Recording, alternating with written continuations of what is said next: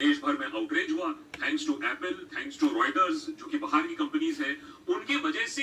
अरे भाई, ये संचार साथी ऐप के नाम पे इतना तमाशा क्यों हो रहा है यार? हमारी सरकार वही कर रही है जो बाहर की कंपनी इंडिया में आके करती है, जैसे एप्पल, फेसबुक, गूगल, ये सारे यही कर रहे हैं।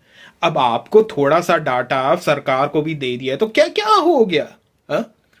अब चलो, आप इतना, अरे हमारा डाटा है, प्राइवेसी प्राइवेसी ये वो। आपको कुछ दिखाता हूं। तो ये है गूगल का फायरबेस, ये है उसका डाटाबेस बैकएंड। अब इसमें जो आप सिंपल सा एक साइन इन बटन जो रहता है, आप ऐप में देखते हो साइन इन विद गूगल, उसमें आप क्लिक करते हो तो इतना डाटा जो है वो हमारे पास आ जाता है। वो तो मैंने बस इतने कॉन्फ़िगर किए हैं, ये और है कि कब बनाया था, ईमेल, नाम, जेंडर वेंडर, सब कुछ आ जाता है।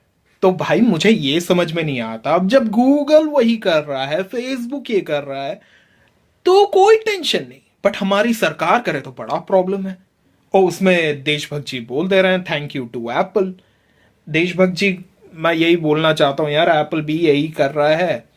एप्पल ने नो इसलिए बोला क्योंकि अगर एप्पल यस बोलकर इंस्टॉल करवाना शुरू कर देता तो सारी गवर्नमेंट्स अराउंड द वर्ल्ड ये डिमांड करती कि भाई उनका भी ऐप अब इंस्टॉल करो। तो अब उससे होगा क्या?